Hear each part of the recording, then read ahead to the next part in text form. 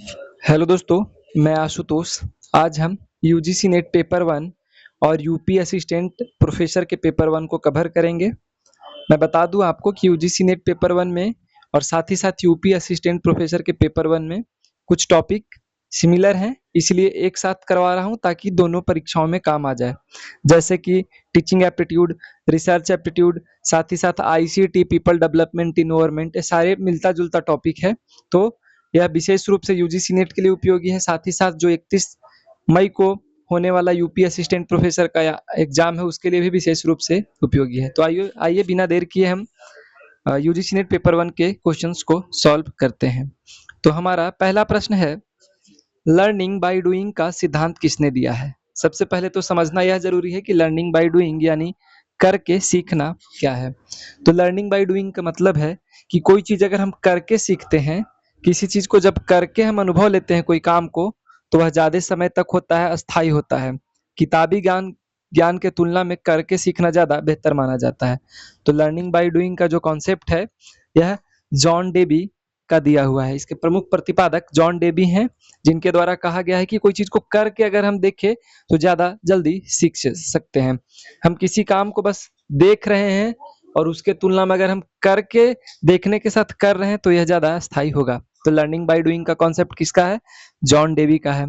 सातवां प्रश्न है, शिक्षण का केंद्र बिंदु कौन होना चाहिए? जब हम शिक्षा या टीचिंग की बात करते हैं तो सेंटर में किसको ध्यान में रख के बात करते हैं? तो इसका हो गया विद्यार्थी, क्योंकि चूंकि पूरा शिक्षा कहीं ना कहीं विद्यार्थी पे टिका हुआ है, तो इसलिए हम विद्यार्थी को सेंटर में रख के कोई भी नीति, पाठ्यक्रम या फिर कोई भी शिक्षा से संबंधित नीति बनाते हैं तो कहीं ना कहीं विद्यार्थी को ध्यान में रखना जरूरी है, क्योंकि हमारा सारा काम उसी पे होने वाला है। तो शिक्षा का केंद्र बिंदु विद्यार्थी होना चाहिए ताकि सीखने को और बेहतर बनाया जा सके। आठवां प्रश्न कहता है कि कक्षा में प्रेरणा का सर्वोत्तम साधन क्या है? अगर किसी बच्चा को मोटिवेट कर दीजिए तो वह ज्यादा अच्छा पढ़ पाएगा।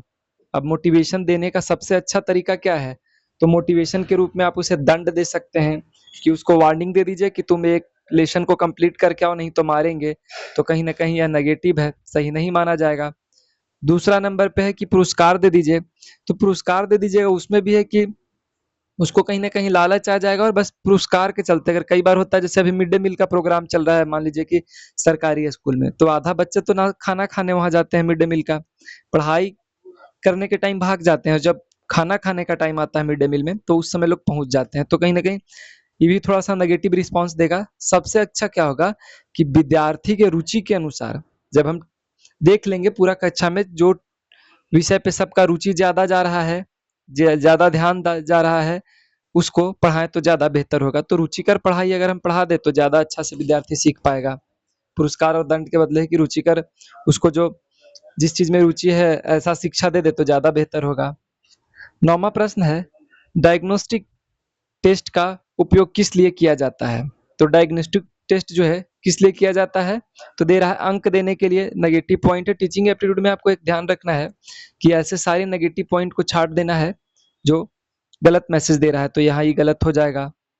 इसके बाद चयन हेतु, चयन के लिए आपका प्लेसमेंट होता है, तो यह भी नहीं होगा। अनुशासन के लिए, डिसिप्लिन के लिए कोई एग्जाम नहीं होना चाहिए। अब है कि डायग्नोस्टिक क्या है कि कमजोरी को पहचानने के लिए, हम कोई चीज के लिए डायग्नोस्टिक, जैसे हम लैब में ही देखते हैं, तो कोई जांच क्यों होता है, कोई टेस्ट क्यों होता है? ताकि आपके अंदर कोई बीमारी है तो उसकी जानकारी के लिए। इसीलिए आप कितना सीख सकते हैं, आपके अंदर कितना एबिलिटी है सीखने का, तो इसके जांच के लिए, या आपके कमजोरी या फिर आपके जो कमजोरी के साथ साथ आपकी उपलब्धियों को जांचने के लिए, हम इससे डायग्नोस्टिक टेस्ट से यह पता कर सकते हैं कि बच्चा के अंदर सीखने की क्षमता कैसी है, और उस अकॉर्डिंग उसको पढ़ाएंगे तो ज्यादा बेहतर माना जाएगा। तो कमजोरी पहचानने के लिए है, इससे शिक्षक को भी पता चलता है कि हम बढ़िया पढ़ाए हैं कि नहीं। तो इस कंडीशन में शिक्षक और छात्र दोनों को सुधार का मौका मिलता है।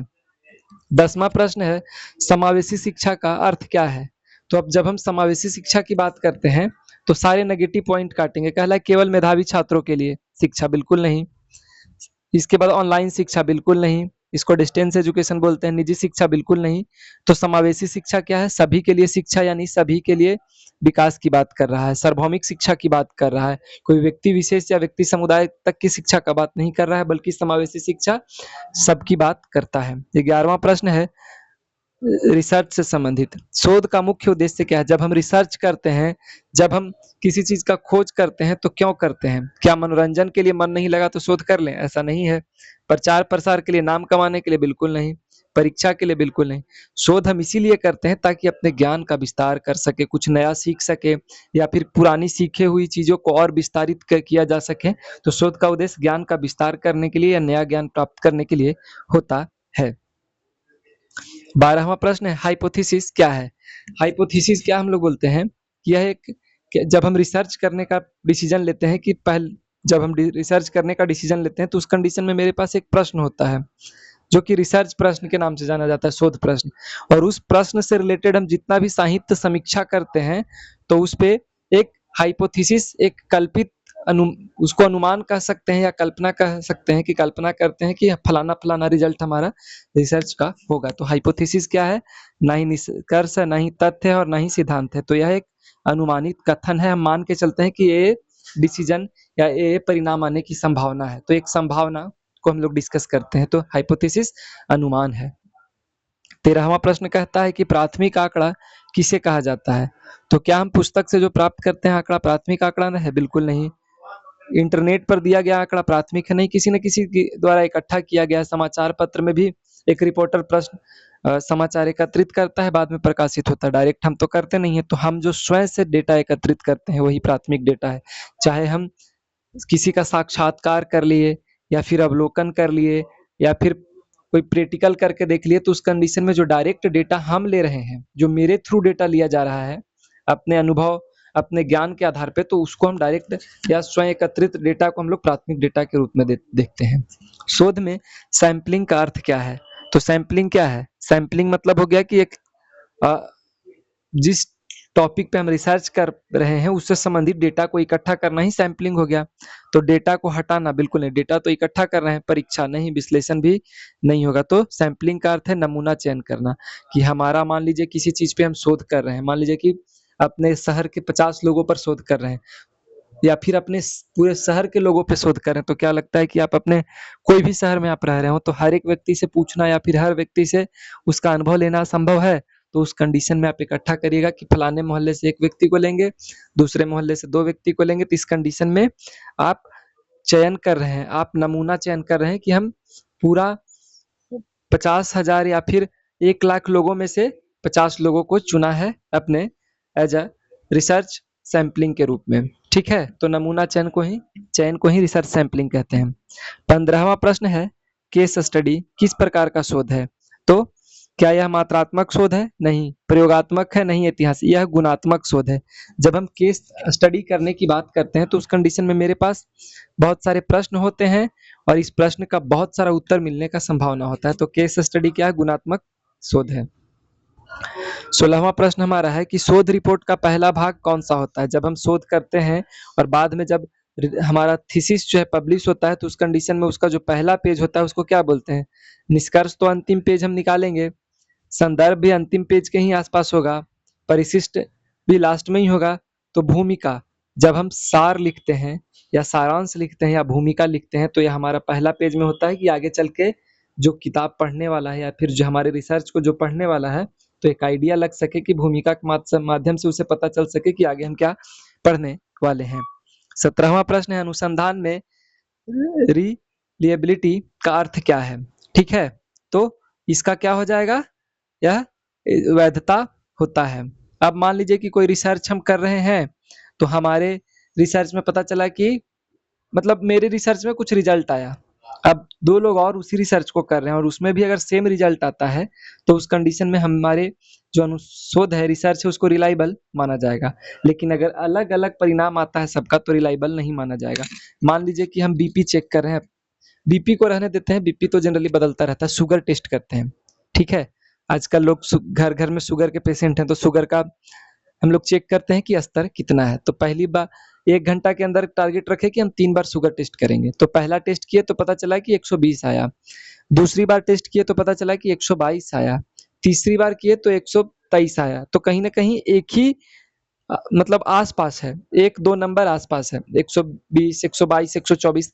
तो इस कंडीशन में हम उसको रिलायबल मानेंगे, वैध मानेंगे। लेकिन अगर वही 120 के बाद 140 हो जाता तो उस कंडीशन में वह रिलायबल नहीं माना जाता। तो परिणाम समान आने चाहिए।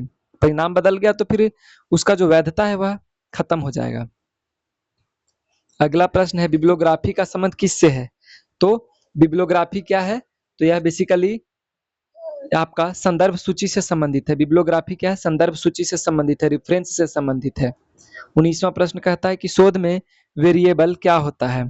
तो वेरिएबल क्या होता है? तो यह आपका बदलने वाला तत्व को वेरिएबल कहते हैं, जो समय के साथ बदल जाता है। तो निष्कर्ष नहीं होगा। परिकल्पना को हाइपोथेसिस कहते हैं, जो हमने पहले देखा। स्थिर तत्व बिल्कुल नहीं। तो वेरिएबल्स क्या होगा? तो यह समय के साथ बदलता रहता है। एक नज़र देख लीजिएगा, ऐसे प्रश्न बनते हैं। अब अगला प्रश्न है, एक्शन रिसर्च किसके लिए उपयोगी है? अब यहाँ 4 ऑप्शन दिया हो, क्या शिक्षक के लिए, इंजीनियर के लिए, व्यापारी के लिए या वकील के लिए? तो एक्शन रिसर्च मान लीजिए कि एक्शन रिसर्च में हम लोग कह रहे हैं कि एक कक्षा में 50 विद्यार्थी हैं और हम लोग तुरंत किसी प्रकार का कोई परेशानी हुआ कक्षा में तो उसको तुरंत सॉल्व करते हैं। तो इस कंडीशन में यह एक्शन रिसर्च हो जाएगा, तुरंत क्विक एक्शन की बात करते हैं। तो एक्शन रिसर्च विशेष तौर पे हम लोग देखें शिक्षक या शिक्षा में ज़्यादा बेहतर माना जाएगा। हालाँकि हर क्षेत्र में हम लोग कर सकते हैं कि त्वरित समाधान होना चाहिए, तुरंत समाधान होना चाहिए, लेकिन एक्शन रिसर्च ज़्यादातर शिक्षकों में है। विद्यार्थी बताए कि सर बहुत तेज़ आप बोल रहे हैं, हमको समझ में नहीं आ रहा, तो उस कंडीशन में हम उसको स्लो कर दिए, तरीका बदल दिए, तो तुरंत हम उसमें सुधार कर लिए। ठीक है? 21वां प्रश्न है, संचार का सबसे महत्वपूर्ण तत्व क्या है? यहाँ से हम लोग कम्युनिकेशन शुरू कर रहे हैं। कम्युनिकेशन शुरू कर रहे हैं, ठीक है? संचार का सबसे महत्वपूर्ण तत्व क्या है?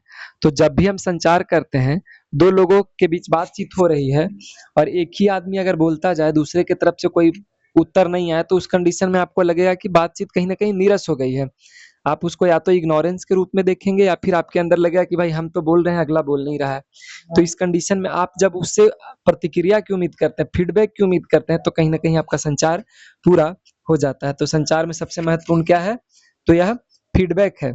फीडबैक आपको मिल गया, तो उस कंडीशन में आपका संचार पूर्ण माना जाएगा। संदेश क्या है?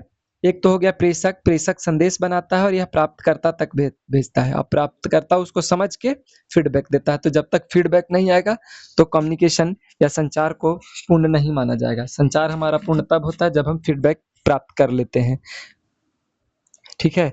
मान लीजिए एक उदाहरण के तौर पे देखें कि हम घर में ही पूछ लिए माताजी से कि हमको हम बाज़ार जाएँ क्या घूमने के लिए? तो उस कंडीशन में हो सकता है कि माताजी कुछ नहीं बोली मतलब वो गुस्सा में है। आप समझ सकते हैं, लेकिन वही अगर चिल्ला के बोल दी कि नहीं, नहीं जाना है, तो कहीं न कहीं हमें फीडबैक मिला और हम लोग समझ जाते हैं आवाज़ के उतार-चढ़ाव से कि जाना है कि नहीं जाना है।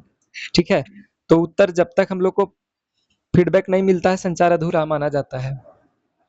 22वां प्रश्न हमारा कहता है कि मौखिक संचार का उदाहरण क्या है? क्या हम लोग पत्र पढ़ते हैं तो मौखिक संचार है? नहीं। ईमेल मौखिक संचार है? नहीं। रिपोर्ट भी मौखिक संचार है? नहीं। तो भाषण देना या बोलना मौखिक संचार है। अभी मैं आपसे मौखिक संचार कर रहा हूँ, बोल रहा हूँ। ठीक है? 23वां प्रश्न, कम्युनिकेशन बैरियर बैरियर क्या है? कम्युनिकेशन बैरियर का मतलब हो गया बाधा। तो कम्युनिकेशन में बाधा कब आएगा? कि 2 लोग बात कर रहे हैं और उस बीच में हाई वॉल्यूम में संगीत बजा दिया जाए। आगे से ट्रेन पार हो गया। क्या जब ट्रेन पार होती है प्लेटफ़ॉर्म पे तो उसमें लोग बात कर सकते हैं एक-दूसरे से? नहीं। बात करते-करते इंटरनेट चला गया, वीडियो कॉल कर रहे हैं, इंटरनेट चला गया। बात कर रहे हैं, बात करते-करते हमारा टावर चला गया, नेटवर्क चला गया, तो उस कंडीशन में बैरियर हो गया। तो कम्युनिकेशन बैरियर क्या है? तो यह एक बाधा है और यह संचार के दौरान संचार को बाधित करता है। तो कम्युनिकेशन बैरियर क्या है? एक बाधा है, जो कि संचार को पूरा होने नहीं देता है। 24वां प्रश्न है, गैर मौखिक संचार का उदाहरण क्या है? गैर मौखिक संचार, जिसमें हम शब्द का प्रयोग ना करके इशारा, भाव भंगिमा या जैसे ओके का हम लोग इशारा करते हैं तो उस कंडीशन में थंब इम्प्रेशन दिखाते हैं। किसी को बुलाते हैं तो हाथ को ऐसे करके कहते हैं आइए इधर आइए। ओके के लिए, विक्ट्री के लिए, सब चीज़ के लिए संकेत है। हम तो गैर मौखिक संचार क्या है? यह एक संकेत के माध्यम से किया जाने वाला संचार है। अब देखिए घर में हम लोग यही उदाहरण को लेते हैं कि माँ से पूछे कि बाहर घूमने जाए कि नहीं जाए। अब माँ कुछ बोली नहीं लेकिन एकदम आँख लाल करके दिखा रही है, तो उस कंडीशन में आप समझ जाइएगा कि मुझे बाहर जाना है कि नहीं। तो चूँकि माँ का आँख लाल है, माँ कुछ बोली नहीं, लेकिन माँ के आँख को देख के आपको समझ में आ गया कि बाहर जाना है कि नहीं, तो यह गैर मौखिक संचार का पार्ट हो जाएगा और माँ के संकेत से, आँखों के संकेत से आप समझ गए कि बाहर जाना है कि नहीं। ठीक है? तो विभिन्न तरह के संकेतों से होता है, भाव भंगिमा, शरीर के चाल ढाल से होता है, किसी को इशारा बाय के लिए हम लोग हाथ हिलाते हैं। ठीक है? 25वां प्रश्न है, इफेक्टिव कम्युनिकेशन के लिए आवश्यक क्या है? अब देखिए, हम जब भी संचार कर रहे हैं और हम चाहते हैं कि हमारा संचार इफेक्टिव हो, हमारा संचार ज़्यादा बेहतर हो, तो उसके लिए हमें बहुत बढ़ा-चढ़ा के नहीं बोलना है, कम शब्द में ज़्यादा जानकारी देना है, किसी से बात कर रहे हैं तो। बहुत नहीं है कि एकदम बक-बक करते जा रहे हैं और यहाँ समझने वाला को कोई समझ में आ नहीं रहा है। संक्षिप्त छोटा होना चाहिए, स्पष्ट हम किसी को कुछ बोले ताकि उसको समझ में आ जाए, घुमा-फिरा के ना बोले। शुद्धता होनी चाहिए, आपके बात जो आप कहना चाह रहे हैं उसको भी समझ में आना चाहिए, तो उपरोक्त सभी होगा। स्पष्ट होना चाहिए, संक्षिप्त होना चाहिए और शुद्धता होनी चाहिए, तब जाके आपके कम्युनिकेशन को किसी को समझ में आएगा। 26वां प्रश्न है, यदि गुलाब यदि सभी फूल गुलाब हैं और कुछ फूल लाल हैं तो? अब देखिए यहाँ पे प्रश्न आ जाता है आपका लॉजिकल रीजनिंग का। कह रहा है कि यदि सभी फूल गुलाब हैं और कुछ फूल लाल हैं, मान लीजिए यहाँ प्रश्न हम लोग डायग्राम बना के देखते हैं। कह रहा है कि सभी फूल गुलाब हैं, यहाँ लिख नहीं पाऊंगा चूंकि पेन टेब है नहीं तो थोड़ा दिक्कत होता है। यहाँ कह रहा है क्या, सभी फूल गुलाब हैं। मान लीजिए पूरा जो बड़ा वाला गोल है इसको सभी फूल गुलाब हैं। कह रहा है कि कुछ फूल लाल हैं। अब यहाँ एक सर्किल बनाते हैं, यह है कि कुछ फूल लाल हैं, अभी लाल है। सभी फूल गुलाब हैं और कुछ फूल लाल हैं, तो इस कंडीशन में क्या होगा, सभी गुलाब लाल हैं, बिल्कुल नहीं। यहाँ तो कुछ लाल का बात किया है, तो इस कंडीशन में सभी नहीं होगा। फिर कहेगा कोई गुलाब लाल नहीं है, नहीं, यहाँ तो है, कुछ तो लाल है। तो सबसे अच्छा उत्तर क्या होगा, कुछ गुलाब लाल है। यहाँ पे जो गुलाब है वह लाल है, तो इसका उत्तर क्या होगा, कुछ गुलाब लाल हो सकते हैं। तो इसका ऑप्शन भी सही होगा। ऐसे डायग्राम बना के हम लोग भी देख सकते हैं। इस अगला प्रश्न 27वां, एनालॉग एनालॉग्स का संबंध किससे है? एनालॉग इस का संबंध किससे है? तो यह आपका समानता से संबंधित है। ठीक है, समानता से संबंधित है। 28वां प्रश्न की ओर बढ़ते हैं। कथन और निष्कर्ष प्रश्न किस क्षमता को मापते हैं? कह रहा है कि कथन, और जब हम कथन और निष्कर्ष की बात करते हैं तो किस लिए कहते हैं? कथन और निष्कर्ष क्या है? तार्किक क्षमता को मापने के लिए किया जाता है। कथन और निष्कर्ष प्रश्न किस क्षमता को मापने के लिए की जाती है? तो तार्किक क्षमता को मापने के लिए कथन और निष्कर्ष की प्रयोग की जाती है। अब अगला प्रश्न है 29वां नंबर, यह भी लॉजिकल, यह आपका रीजनिंग है। तो इसमें देखना है कि 2 के बाद 4 आ गया, तो 2 में कितना जुड़ा कि 4 आया, तो 2 को दुगुना कर दिए, 2 गुने 4 आ गया। इसी तरह 4 को दुगुना कर दिए, 4 को 4 से गुना किए तो नहीं, 4 को 2 से गुना किए तो 8 आ गया, 8 को 2 से गुना किए तो 16। तो उसी तरह 16 को 2 से गुना करेंगे, एक बार थोड़ा साफ कर दूं, 16 को 2 से गुना करें तो 32 आ जाएगा। तो इसका उत्तर अगला सीरीज में क्या आएगा, 32। तो इसका 29 का उत्तर हो जाएगा 32 से 32। अगला प्रश्न है, वेन डायग्राम का उपयोग किस में होता है? वेन डायग्राम का उपयोग क्यों किया जाता है, कहाँ होता है? तो यह बेसिकली तर्क में किया जाता है। वेन डायग्राम तर्क में किया जाता है। डब्ल्यू का अर्थ क्या है? फुल फॉर्म से भी रिलेटेड प्रश्न पूछ लिया जाता है। 32वां प्रश्न है, 32वां प्रश्न है, डब्ल्यू का अर्थ क्या है? तो वर्ल्ड वाइड वेब होगा, इसका पहला ही उत्तर सही होगा कि एक 3W है, डब्ल्यू, तो वर्ल्ड वाइड वेब इसका फुल फॉर्म होगा। जनरली पूछ लिया जाता है तो ध्यान में रखना जरूरी है। 33वां प्रश्न है, ईमेल का आविष्कार किसने किया? जब हम ईमेल्स या ईमेल की बात करते हैं तो ऐसे पूछ लिया जाता है कि कंप्यूटर की आविष्कार किसने किया? तो चार्ल्स बेबेज आ जाएंगे। कंप्यूटर के लिए चार्ल्स बेबेज आ जाएंगे। बिल गेट्स क्या है? माइक्रोसॉफ्ट से रिलेटेड है। और टिम बर्नर्स-ली क्या है? इसका कमेंट आप लोग करिए। तो ईमेल का आविष्कार किसने किया था? तो रे टॉमलिंसन करते हैं। ईमेल का आविष्कार कौन करते हैं? तो रे टॉमलिंसन ईमेल का आविष्कार करते हैं। 34वां प्रश्न है, रैम किस प्रकार की मेमोरी है? रैम, रोम, पी रोम, इस तरह का बहुत सारा मेमोरी हम लोग देखते हैं। तो उसमें कह रहा है कि रैम किस प्रकार की मेमोरी है। तो रैम में हम कोई डेटा रखते हैं, तो जब लाइट चला जाता है या पावर कट हो जाता है तो उस कंडीशन में हमारा डेटा उड़ जाता है। तो उड़ जाता है मतलब अस्थाई नहीं है, तो अस्थाई मेमोरी है। रैम अस्थाई मेमोरी है, और रोम में कुछ हद तक अस्थाई होती है। बाकी रैम को क्या है, अस्थाई मेमोरी की कैटेगरी में रखेंगे। 35वां प्रश्न है, इंटरनेट का उपयोग किसके लिए होता है। इंटरनेट का उपयोग हम लोग क्यों करते हैं।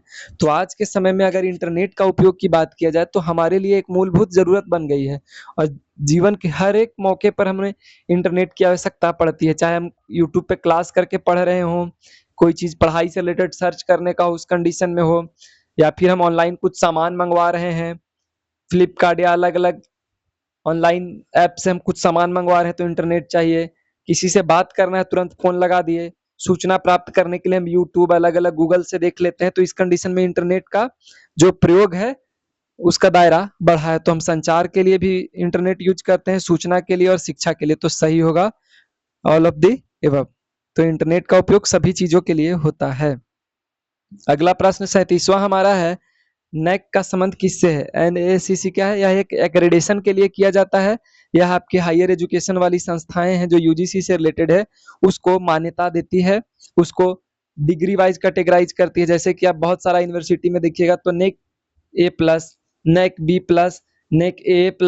तो इस कंडीशन में उसको कैटेगराइज किया गया है कि कौन सी यूनिवर्सिटी अच्छी है, कौन सी यूनिवर्सिटी का दायरा थोड़ा नीचा है।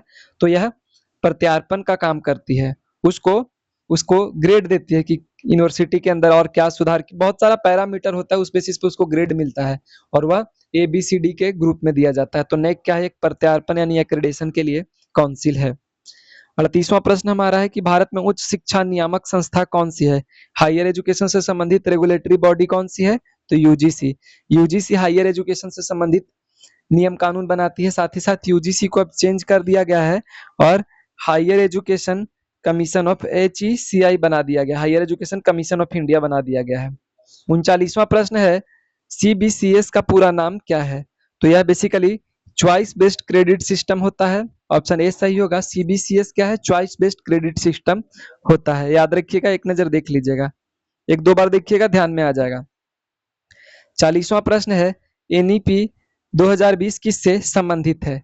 तो NEP जो नेशनल एजुकेशन पॉलिसी 2020 आती है, जो इस क्रम में तीसरा एजुकेशन पॉलिसी है। पहले 1968 में, फिर 1986 में, 1986 वाला का संशोधन 1992 में किया जाता है, और अभी जो आया है तीसरा 34 साल के बाद आया है 2020 में। तो यह शिक्षा नीति से संबंधित है। NEP 2020 शिक्षा नीति से संबंधित है। इसमें शिक्षा के स्तर को 5+3+3+4 का सिस्टम रखा गया है। 41वां प्रश्न है आपका, पीपल डेवलपमेंट एंड इन्वायरमेंट से संबंधित। कह रहा है ओजोन परत किससे बचाती है। तो ओजोन परत हमें किस चीज से बचाती है, क्या धूल से बचाती है, बिल्कुल नहीं। वर्षा से बिल्कुल नहीं, गैस से नहीं।